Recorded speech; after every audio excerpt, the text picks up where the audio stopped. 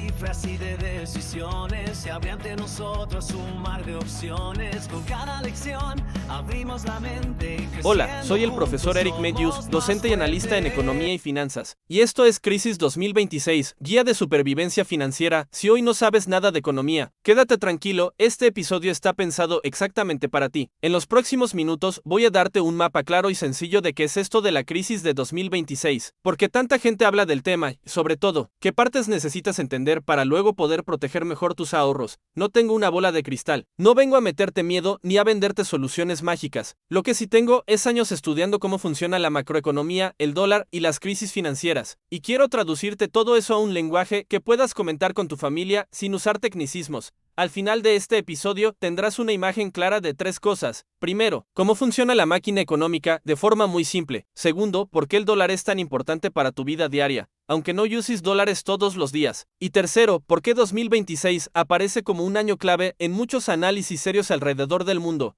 Este es solo el primer paso, entender el mapa. En los siguientes episodios entraremos en lo que más te interesa, qué hacer con tus ahorros, cómo organizar tus finanzas personales y qué errores evitar si el escenario económico se complica. Empecemos por lo básico. Imagina que la economía es una máquina grande. Esa máquina tiene tres piezas principales: las familias, las empresas y el gobierno. Las familias trabajan, consumen y ahorran. Las empresas producen bienes y servicios, dan empleo y piden préstamos para crecer. El gobierno cobra impuestos, gasta en servicios públicos y también se endeuda. Todo el mundo dice de que el Estado tiene mucho dinero, pero aún el país más rico tiene deuda. Este punto solo lo mencioné como comentario, y si alguno quiere que analicemos este punto sobre las deudas de los países, dilo en los comentarios. Sigamos con los tres puntos anteriores. Todo el tiempo circula dinero entre esas tres piezas. Cuando la máquina funciona bien, hay un equilibrio. Las familias tienen trabajo, las empresas venden lo suficiente y el gobierno puede manejar sus deudas. Cuando la máquina se desequilibra por demasiado tiempo, aparecen las crisis. Ahora, ¿qué papel juega el dólar en todo esto? Desde hace décadas, el dólar es la moneda principal del sistema financiero mundial. No es solo la moneda de Estados Unidos.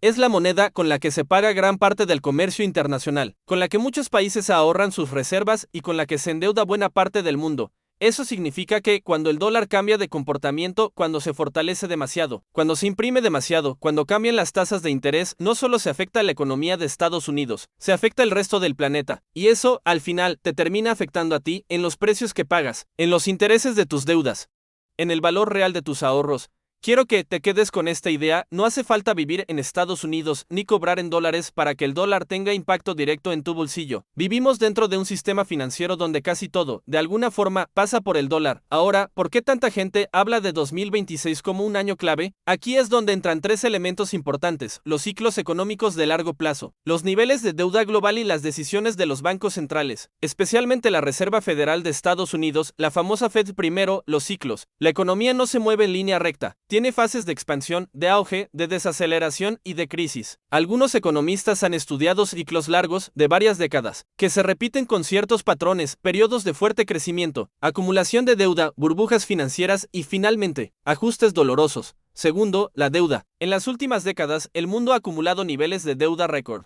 Gobiernos, empresas y familias. Ese crecimiento de deuda funcionó bien mientras las tasas de interés eran muy bajas y el dinero era abundante. Pero cuando las tasas suben y el dinero se encarece, pagar toda esa deuda se vuelve mucho más difícil. Tercero, los bancos centrales. Para combatir la inflación de los últimos años, muchos bancos centrales subieron las tasas de interés muy rápido. Eso enfrió la economía, frenó algunas burbujas, pero también aumentó la presión sobre todos los que estaban muy endeudados. Y aquí el tiempo es clave. Muchas de esas deudas no vencen hoy, sino en los próximos años. La razón por la que se habla de 2026 es porque, si miras varios indicadores juntos: vencimientos de deuda, ciclos de crédito, cambios de política monetaria, presiones sobre el dólar, ves que muchas cosas importantes se alinean alrededor de esa fecha. No significa que el mundo se va a acabar en 2026, pero sí que podría ser un año de ajuste fuerte, de tensión financiera o de cambio de ciclo. Quiero que entiendas algo muy importante: hablar de crisis 2026 no es para asustarte, es para darte tiempo. El peor momento para aprender de crisis es cuando ya estás dentro de una. El mejor momento es antes, cuando todavía puedes tomar decisiones con calma, sin pánico y sin presión. Entonces, recapitulemos el mapa hasta aquí. 1. La economía es una máquina donde familias, empresas y gobierno se conectan a través del dinero y la deuda. 2. El dólar es la pieza central de ese sistema y su comportamiento impacta a casi todos los países.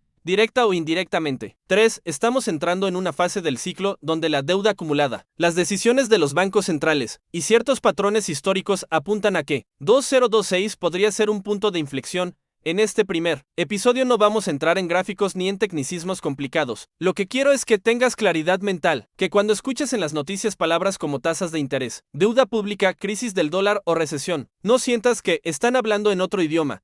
También es importante dejar algo claro, una crisis no afecta a todo el mundo por igual. En cada crisis hay personas que lo pierden casi todo, pero también hay personas que logran protegerse mejor e incluso se posicionan para aprovechar las oportunidades que aparecen después. La diferencia casi nunca es la suerte. La diferencia suele estar en la educación financiera, la preparación y las decisiones que se tomaron antes del problema. Por eso este podcast se llama Guía de Supervivencia Financiera. No se trata de predecir cada detalle de lo que va a pasar en 2026, sino de construir contigo un plan mental y práctico para que no seas un espectador pasivo si las cosas se complican. Quiero que pases de sentirte vulnerable y confundido, a sentirte informado y con un esquema de acción. En los próximos episodios vamos a ir bajando a tierra todo esto. Vamos a hablar de preguntas muy concretas. ¿Conviene tener todo en una sola moneda? ¿Qué pasa con los ahorros en efectivo si sube mucho la inflación? ¿Qué errores cometen la mayoría de las personas antes de una crisis? ¿Cómo pensar en deudas, hipotecas y créditos en este contexto? ¿Y qué papel pueden jugar activos como el oro, los bienes raíces o incluso ciertos tipos de inversiones financieras? Pero todo eso tiene sentido solo si primero entiendes el mapa general, y ese mapa es este. Vivimos en un sistema financiero dominado por el dólar, con niveles de deuda muy altos y con señales claras de que el ciclo que conocimos en las últimas décadas está llegando a un punto de tensión. 2026 aparece como una fecha probable para que muchas de esas tensiones se hagan visibles al público general. A partir de aquí, tu gran ventaja será el tiempo. Tiempo para observar, para aprender, para ajustar poco a poco tus decisiones financieras, sin necesidad de hacer movimientos desesperados. No hace falta cambiar tu vida de un día para otro. Sí hace falta dejar de ignorar lo que está pasando. Con este episodio, quiero que salgas con una idea sencilla en la cabeza.